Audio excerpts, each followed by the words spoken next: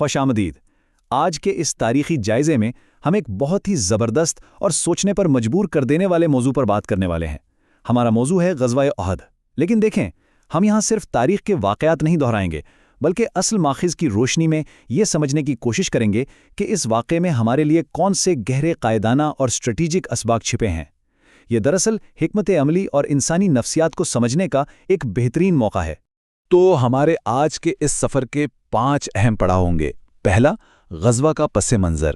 دوسرا، ایک تاریخی تضاد۔ تیسرا، حکمت عملی پر اختلاف۔ چوتھا، فیصلہ کن لمحہ۔ اور آخر میں اس سے ملنے والے اہم اسباق۔ اچھا، تو سب سے پہلے بات کرتے ہیں پہلے حصے کی، یعنی غزوات کا پس منظر اور ان ابتدائی مہمات کا ایک سرسری جائزہ۔ ماخذ ہمیں بتاتا ہے کہ نبی کریم صلی اللہ علیہ وسلم کے مبارک دور میں کل 27 غزوات اور سرایا پیش آئے۔ 27! ذرا سوچیں، یہ کوئی چھوٹی بات نہیں ہے۔ غزوات وہ تھے جن میں خود نبی صلی اللہ علیہ وسلم نے قیادت فرمائی، اور سرایا وہ مہمات تھیں جو آپ کی ہدایت پر بھیجی گئیں۔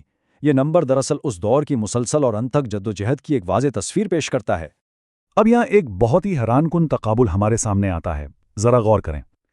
ایک طرف ہمارے پاس 2 ہجری کا غزوہ بدر اور 8 ہجری کی فتح مکہ جیسی شاندار، تاریخ بدل دینے والی فتوحات ہیں، اور بالکل اسی کے متوازی 3 ہجری کا غزوہ احد اور 8 ہجری کا غزوہ حنین ہے، جہاں مسلمانوں کو بھاری جانی نقصان اور عارضی پسپائی کا سامنا کرنا پڑا۔ ایک اور دلچسپ بات جو ماخذ بتاتا ہے وہ یہ کہ یہ دونوں نقصانات شوال کے مہینے میں ہی پیش آئے۔ اور بالکل یہیں سے ہم اپنے دوسرے حصے کی طرف آتے ہیں، ایک تاریخی تضاد، یعنی اتنی گہری عقیدت کے باوجود ہزیمت کا سامنا کیوں؟ دیکھیں، ماخذ اس بات پر پورے زور کے ساتھ روشنی ڈالتا ہے کہ یہ دور ایمانی اور روحانی قوت کا ایک کمال کا مثالی دور تھا۔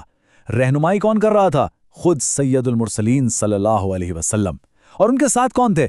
صحابہ اکرام کی وہ جماعت جسے تاریخ انبیاء اکرام کے بعد انسانوں کا سب سے پاکیزہ اور مخلص گروہ مانتی ہے۔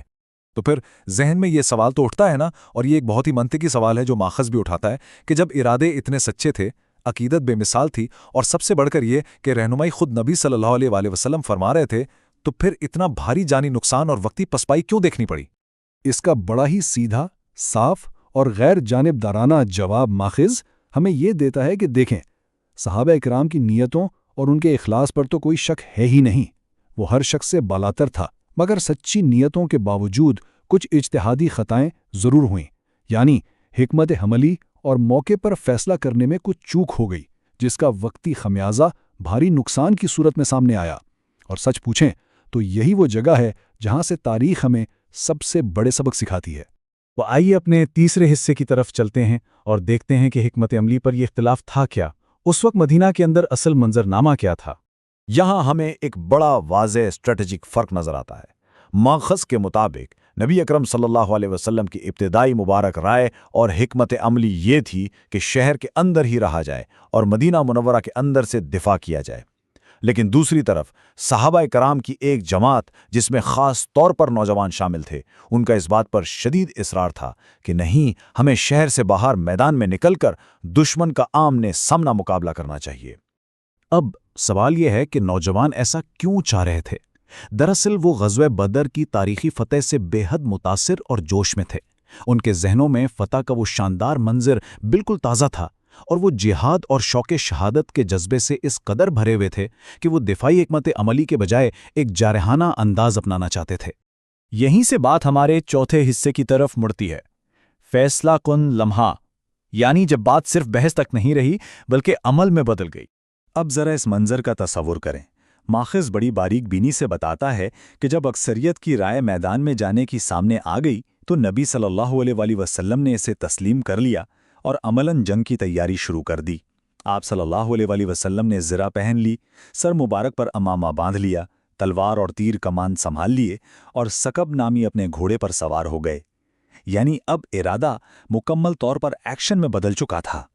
اب ہوا یہ کہ جب ان پرجوش نوجوان صحابہ نے جنگ کی یہ حتمی تیاری دیکھی تو انہیں اچانک جھٹکا لگا۔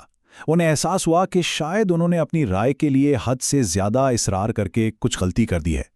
انہوں نے فوراً اپنی رائے واپس لینے کی کوشش کی اور عرض کیا، یا رسول اللہ، جیسے آپ کی مرضی ہو، یعنی اگر آپ چاہتے ہیں کہ شہر کے اندر رہ کر دفاع کرنا ہے تو ہم سب بالکل اسی پر راضی ہیں۔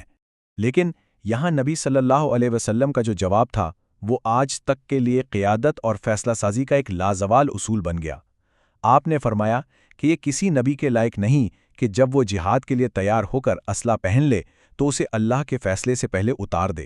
یہ ہمیں سکھاتا ہے کہ جب ایک بار تفصیلی مشاورت مکمل ہو جائے اور کوئی قدم اٹھا لیا جائے تو پھر اس سے پیچھے ہٹنا ایک اچھے لیڈر کے اصولوں کے بالکل خلاف ہے۔ اور اس پورے تاریخی واقعے کی مضبوط بنیاد قرآن مجید کے اس حکم پر ہے۔ ماخذ نے سورہ آل عمران کی اس آیت کا حوالہ دیا ہے جو ایک مکمل لیڈرشپ فریم ورک ہے۔ کیا کہتی ہے یہ آیت؟ کہ پہلے مشورہ کریں، سب کی رائے سنیں، لیکن جب ایک بار آپ کسی بات کا عزم کر لیں یا پھر فیصلہ کر لیں تو پھر بس اللہ پر توکل کریں، پھر تذبذب یا ہچکچاہٹ کا شکار بالکل نہ ہوں۔ ہم اپنے آخری حصے کی طرف آ گئے ہیں، امت کے لیے اہم اسباق۔ اس واقعے سے ہمیں وہ کون سی لازوال حکمت ملتی ہے جو ہمیشہ ہمارے کام آ سکتی ہے؟ ماخذ سے ہمیں یہ 4 بڑے واضح اور اہم اسباق ملتے ہیں۔ پہلا، ایک بنیادی دینی اصول ہے کہ حامل وحی کے سامنے اپنی رائے پر ضد نہیں کرنی چاہیے۔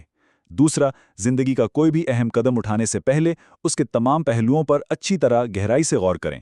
تیسرا اور سب سے اہم، جب ایک بار فیصلہ ہو جائے تو پھر ثابت قدم رہیں اور مکمل توکل کریں۔ اور چوتھا، جو کسی بھی حکمت عملی کی جان ہے، اگر آپ کا ارادہ ڈگمگا رہا ہے یا فیصلے کے بعد بے یقینی ہے تو یاد رکھیں یہ وہ چیز ہے جو پوری ٹیم کا مورال اور ان کی ہمت بالکل ختم کر دیتی ہے۔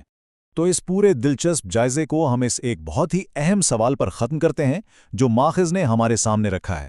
کھلی مشاورت اور ایک اٹل ارادے کے درمیان وہ کون سا نازک توازن ہے جو اصل کامیابی کی ضمانت بنتا ہے؟ آخر ایسا کیوں ہے کہ ایک بار فیصلہ ہو جانے کے بعد بار بار کی سوچ و وچار اور تذبذب کسی بھی بہترین حکمت عملی کو ناکام کر سکتا ہے؟ یہ یقیناً تاریخ کا وہ لمحہ فکریہ ہے جس پر ہم سب کو بار بار غور کرنا چاہیے۔ ہمارے ساتھ رہنے کا